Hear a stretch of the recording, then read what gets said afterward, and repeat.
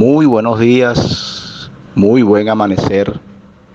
Dios les continúe bendiciendo ricamente, poderosamente, con mucha abundancia de paz, con mucha abundancia de salud.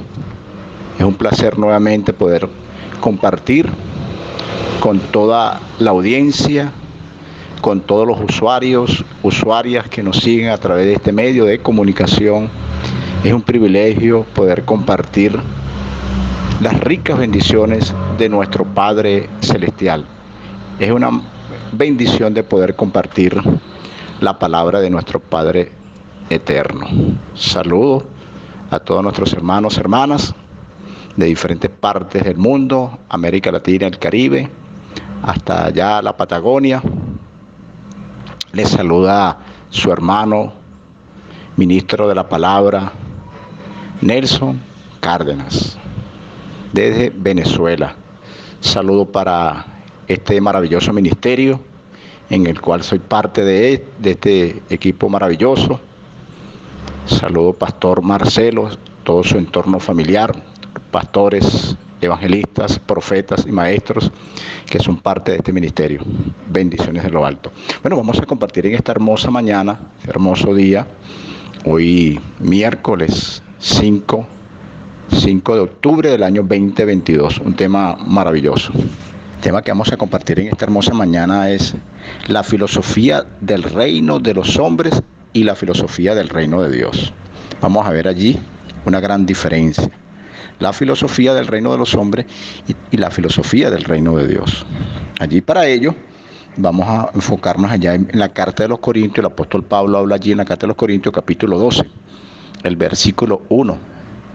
Primera de Corintios capítulo 12, el versículo 1, dice la palabra del Señor de la siguiente manera, en el nombre de nuestro Señor Jesucristo. Leo a la letra. No quiero, hermanos, que ignoren acerca de los dones espirituales. Vuelvo a leer el texto. No quiero, hermanos, que ignoren acerca de los dones espirituales. Una carta escrita por el apóstol Pablo a la iglesia de los Corintios. Son dos cosas totalmente diferentes. El tema, el reino de los hombres y la filosofía de los hombres y la filosofía de Dios. Son dos cosas totalmente diferentes, dos principios totalmente diferentes. Totalmente diferente. Es como cuando el apóstol Pablo habla de la carne y del espíritu. Se opone la vida del espíritu. La vida del espíritu es gozo, es paz, es justicia, es verdad, es misericordia, es gracia. La vida de la carne es pleitos, celos, divisiones, entre otras cosas. Es decir lo contrario. Fíjense que la iglesia de los Corintios estaba totalmente influenciada por la cultura helenista, la cultura griega. Era allí la cultura griega. Es una influencia, estaban totalmente influenciados por esa filosofía, la filosofía antigua, la vida normal de esa ciudad. La vida normal de esa ciudad era el placer, la promiscuidad, la prostitución, una vida totalmente, para ello era algo normal. Era entregarse al vicio, entregarse al debate entre partidos y grupos que se oponían unos contra otros. Eso era normal en esa iglesia de los Corintios. Para no decir de la iglesia, o sea, de esa región de Corintios, también llamada Acaya. Era un puerto, hermanos. Muchos mineros habían allí y vecinos llegaban a esa ciudad, porque se movía mucho allí el comercio, de mucho tipo de actividad económica. Fijémonos a donde llegó el apóstol Pablo, un lugar donde había mucho comercio, mucha economía, había allí mucha prostitución, debates, vicios, debate entre partidos allí en Corintio, allá en Grecia, lugar llamado Acaya, entonces sitio allí, porque era de mucho comercio, de mucha actividad económica. Fíjense dónde llegó el apóstol Pablo para llevar la palabra del reino. ¿Dónde llegó el apóstol Pablo para llevar la palabra del reino? Movido por el mismo Señor lo llevó allí, el Espíritu de Dios lo llevó allí. fueron bendecidos con todos los dones espirituales. O sea, la iglesia de los Corintios estaban totalmente más que bendecidos, con todos los dones espirituales. O sea, no les faltaba nada, absolutamente nada. La gracia de Dios estaba en ellos, de tal manera que no les hacía falta absolutamente nada, de ningún don. La iglesia de los Corintios no tenía la madurez para desarrollar esos dones, amados hermanos y amados amigos. No tenía esa madurez para darle desarrollo a esos dones espirituales que se expresaban a través de ellos. Eso trajo consecuencias. Consecuencias trajo en ellos malos hábitos. Venían de malos hábitos que había en esa ciudad. Habían malos hábitos en esa ciudad y ellos llegan, muchos hermanos creen en el Señor, pero venían aún todavía con esos malos hábitos de allá de los Corintios, de esa ciudad, que había en esa ciudad. Había que continuamente debates, se reunían en las plazas y debatían grupos, pues partidos políticos allí. ¿Y qué es lo que traía eso? Generaba eso. ¿Qué es lo que empezó a generar eso? Bueno, contiendas entre partidos. Unos decían yo soy de Pablo, otros decían no, yo soy de Cefa, de Pedro, Cefa es Pedro, y otros Apolos. ¿Quién era Apolo? Bueno, Apolo era un hombre poderoso en las escrituras, dice la Biblia. Y otro más osado, yo soy de Cristo. Y esos hermanos eran los más malos, los que decían yo soy de Cristo, eran los más malos. Fíjense que la iglesia de los Corintios empezó a manifestar una vida de competencia, hermano. ¿Qué empezó a manifestar la iglesia de los Corintios? Una vida de competencia, de contienda, de competencia y de contienda. El don de lengua se hizo en ellos de mayor prestigio. El don de lengua se hizo de ellos el mayor prestigio. El que hablaba en lengua era lo mejor, era lo máximo, el que manifestaba el don de lengua allí.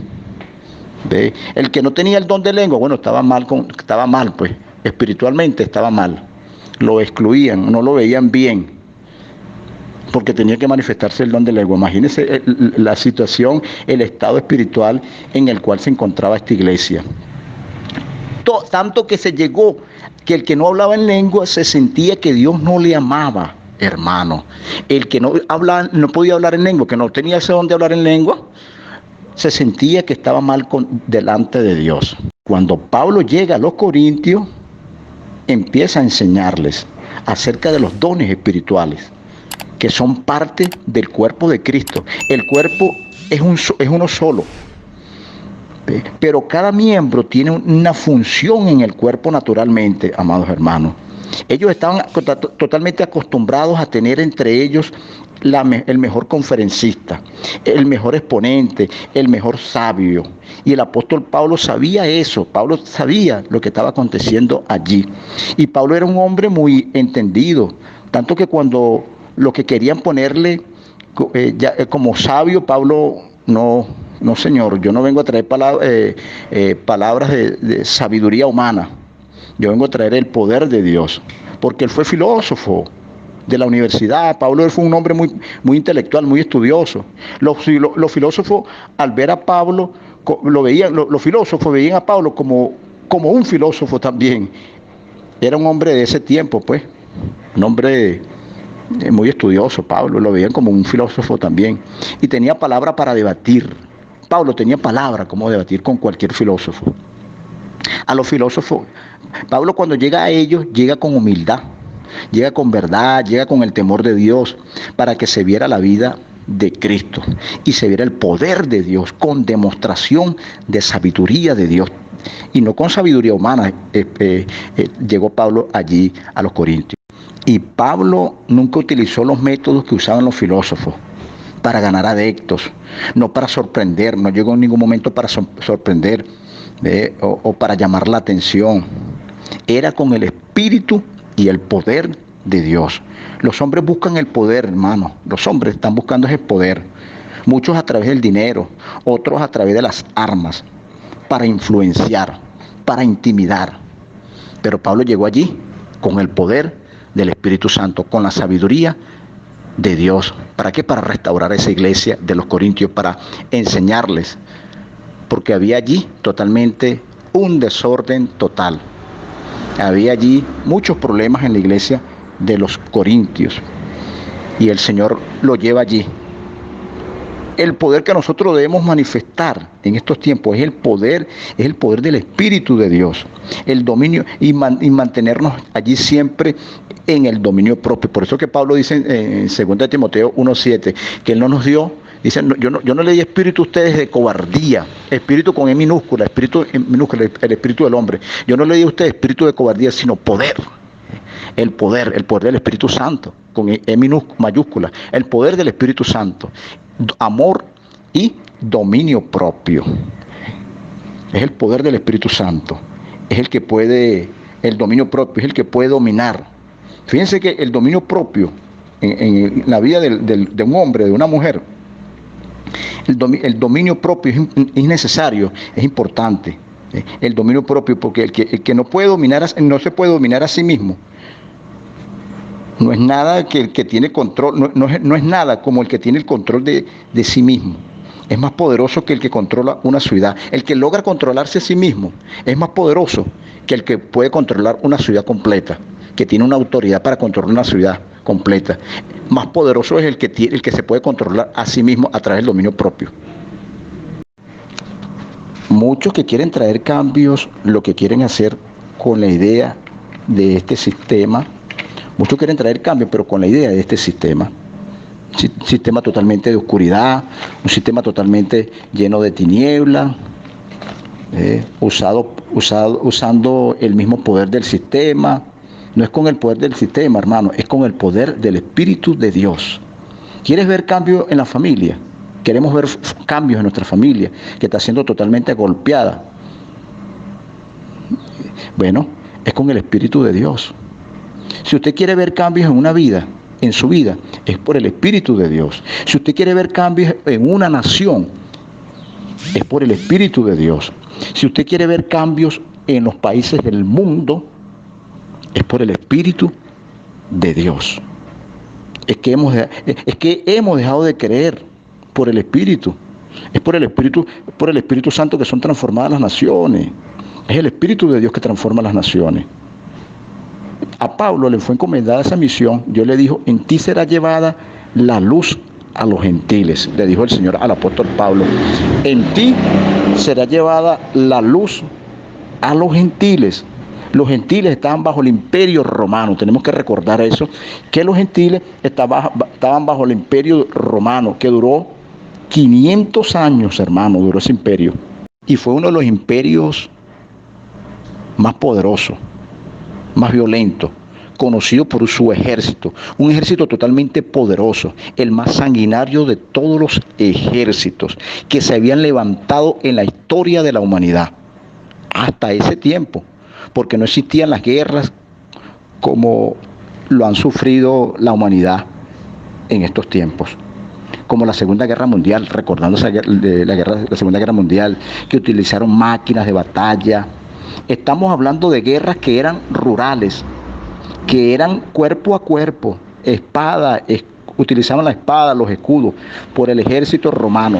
El ejército romano llegó a tener una de las técnicas que todos los pueblos le temían. Escúchese bien, utilizaron herramientas técnicas que todos los pueblos le temían. Nadie podía contra ellos, contra ese imperio romano. 500 años, imagínese usted. Pablo, en medio de ese imperio, tenía que manifestar el poder de Dios y lo hizo, hermano. El apóstol Pablo lo envió Dios allí con una misión a un imperio totalmente poderoso. Y Pablo llegó allí a esa ciudad. Por eso que Pablo dice en las cartas de Filipenses, Colosenses, Timoteo, que él llenó toda Asia. Pablo llenó toda Asia del Evangelio. ¿Y cuáles fueron los resultados? Bueno, recibió azotes, cárceles, fue totalmente apedreado, estuvo en naufragio, en ayuno, en desvelo, terrible. Fíjense que en la carta a los Corintios no creían en él, no creían en el apóstol Pablo. No creían que él era el apóstol Pablo, no creían en él. Muchos hermanos allí no creían en Pablo, lo menospreciaron. Bueno, el apóstol Pablo tuvo que defender su ministerio. Había un grupo que no creían en él, dudaban de él. Era el poder del Espíritu que lo ayudó a Pablo, igual que nos ayuda a nosotros también, en el poder del Espíritu. El poder del Espíritu que nos ayuda. Vamos a aferrarnos en estos tiempos, amados hermanos y amigos, en el Espíritu de Dios, creyendo que todo será diferente. En la primera carta de los Corintios también vamos a ver allí algo maravilloso también. Allí mismo en 1 Corintios capítulo 2. 1 Corintios capítulo 2. Mire cómo dice la Escritura en la carta de los Corintios capítulo 2. Dice, leo en el nombre del Señor. Así que hermanos, cuando fui a vosotros para anunciar el testimonio de Dios, no fui con excelencia de palabra o de sabiduría, pues me propuse no saber entre vosotros cosa alguna, sino a Jesucristo y a este crucificado. Y estuve entre vosotros con debilidad y mucho temor y temblor. Y ni mi palabra ni mi predicación fue con palabras persuasivas de humana sabiduría, sino con demostración del Espíritu y de poder, para que vuestra fe no esté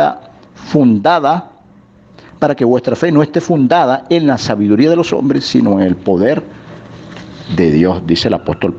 Veamos aquí el contexto y la aislación de lo que estamos leyendo. Lo vil, lo menospreciado, escogió Dios para avergonzar a los sabios.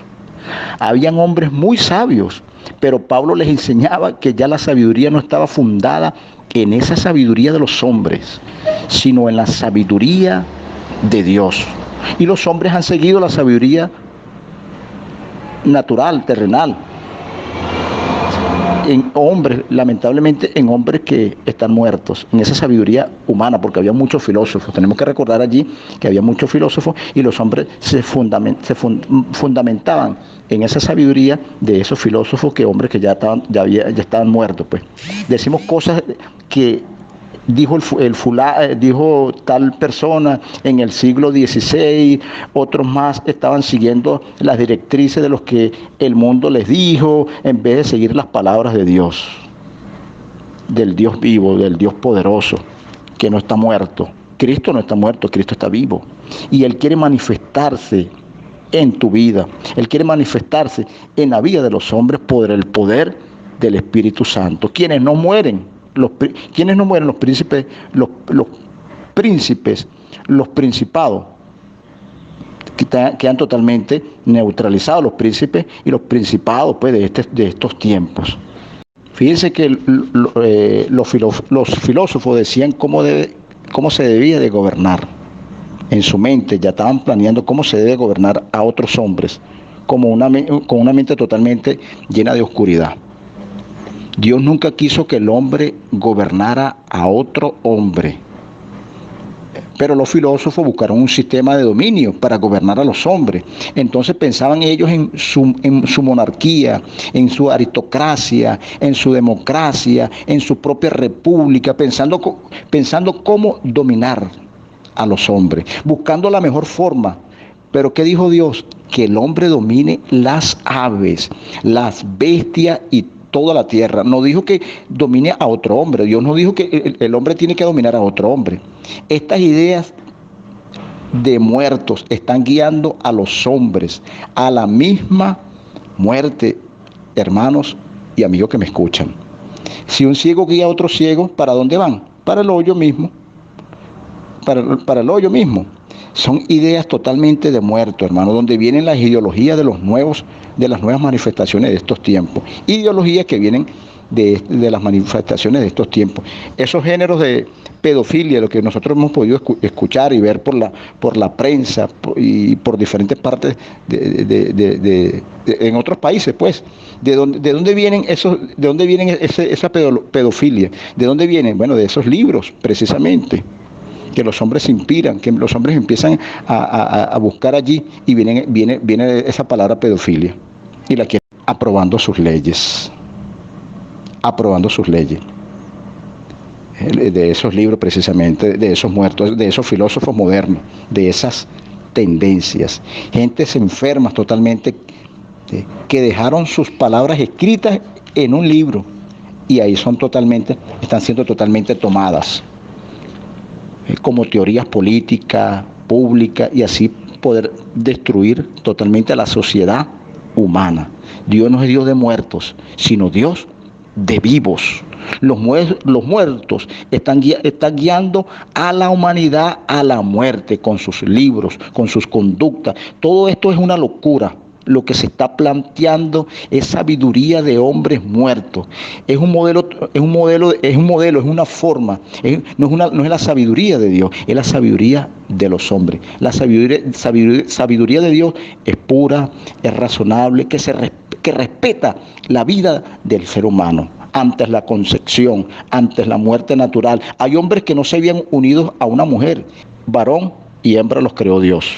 Eso es una aberración totalmente. Eso lo que va a traer es más destrucción a la familia, a las sociedades. Por eso que los gobiernos de China y los gobiernos de Rusia están en contra de esa ideología GTB-CU y las más ideologías, la ideología de géneros, que está totalmente desbocada, que está totalmente influenciando la vida de la juventud, la vida de la familia, para contaminarla, para corromperla. La ideología feminista, que procuran destruir a las familias y a las sociedades. Estos presidentes de Rusia y el presidente de China han dicho no a esas ideologías de hace muchos años ya, porque ellos saben que esto es destrucción para sus propias naciones, traen miseria, traen pobreza, traen atraso. Y ellos dijeron que no van a permitir, si se quieren corromper, corrómpanse. Digo que no van a permitir que los niños, ni tampoco en las escuelas, ni en las universidades, la idea de los hombres muertos, pues. Esa idea que vienen de los hombres, de esos libros filosóficos, donde vienen esa ideología de género, esa pedofilia que está prevaleciendo. Nosotros venimos con la idea de Dios. Dios creó al hombre y dijo, varón y hembra los creó.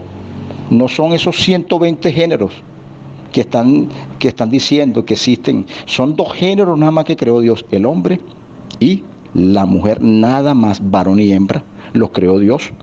Todo lo que sale de ese renglón son problemas totalmente psicológicos, psicológicos, una locura, una distracción de la verdad. Eso es lo que estamos viendo.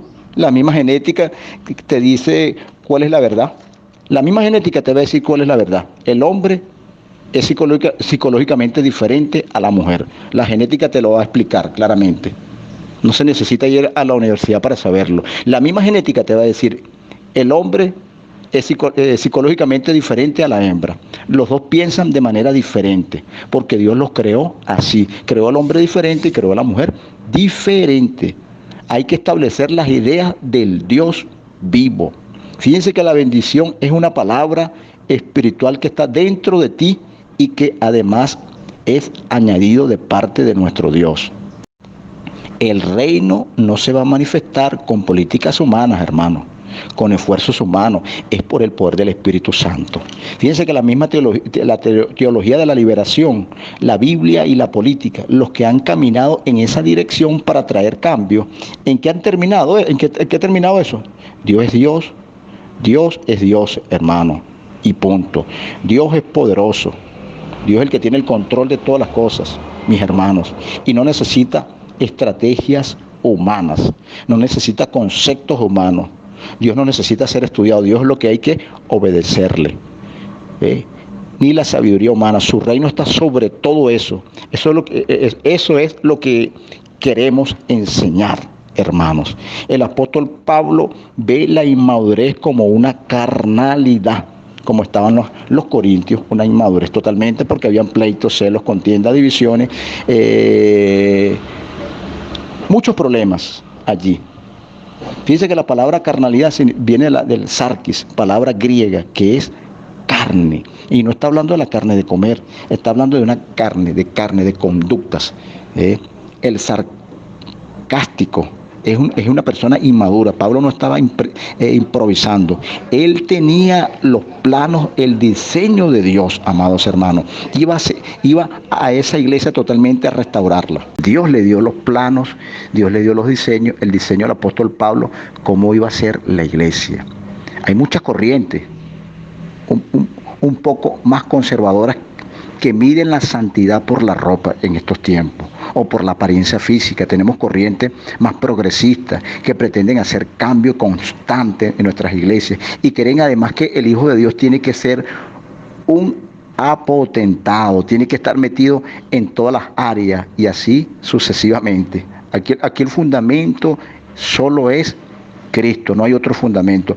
El importante es lo que dice Cristo. El apóstol Pablo, él dice, el fuego la declarará. El fuego prueba todo, el fuego. Siempre habrá un momento de fuego en la vida del cristiano, en la vida del Hijo de Dios, que va a declarar la obra de cada uno. Edificaste con ropa, bueno, tú edificaste tu iglesia, tu congregación con ropa, para decir que es la santidad. Cuando pases por el fuego se declarará. Y si todo eso se quema, bueno, verás la cuenta, pues verás los resultados. La santidad no tiene nada que ver con la ropa, amados hermanos. La santidad no tiene nada que ver con la ropa. Igualmente estará firme porque el fundamento es Cristo. Tú no fuiste salvo por ropa. Tú fuiste salvo fue por Cristo. Cuando Él dijo, consumado es, ya todo está totalmente consumado. Y cuando dijo, perdónalos porque ellos no saben lo que hacen. Él no dijo que la ropa los iba a salvar. No puso condiciones. La condición es entregarse a sí mismo en sacrificio por su sangre, dijo el Señor. Lo que fue lo que hizo el Señor. Todo, absolutamente todo hombre iba a ser salvo, iba a ser redimido. Toda la humanidad, el Señor vino a redimirla, vino a salvarla. Vino a salvar que su creación está profetizado así en la Escritura. Usted tiene que creer es en Cristo. Quitémonos esos dogmas que le han puesto todos esos adornos. Ese fundamento, el fundamento es Cristo. La santidad es una expresión en Cristo, reflejando tu propia vida. El fundamento es el que debe estar siempre firme en tu vida, que es Cristo Jesús. Todo va a ser procesado en nosotros. Lo único que no es procesado es el fundamento en ti, que es Cristo. Tenemos que entenderlo, comprenderlo y vivirlo, amados hermanos y amigos que me escuchan a través de este medio. Bueno, esta es la enseñanza que el Espíritu Santo me ha permitido compartir con todos los usuarios, con todas las usuarias, con toda la iglesia del Señor, con el pueblo de Jesucristo, con la iglesia general. Que Dios les continúe bendiciendo rica y poderosamente, que esta palabra haya sido de gran edificación para nuestras propias vidas y que el Señor añada bendición a sus propias vidas. Bueno, ha sido un placer. Nuevamente, gracias por haber permitido escuchar esta palabra poderosa por este medio. Bendiciones de lo alto. Saludos, abrazos para todos, fortísimo. Que Dios les continúe bendiciendo rica y poderosamente. Se despide de ustedes su hermano en Cristo, ministro de la palabra del Señor, Nelson Cárdenas. Un placer. Bendiciones de lo alto. Abrazos, Pastor Marcelo, y para todos nuestros hermanos allí de este ministerio. Bendiciones de lo alto.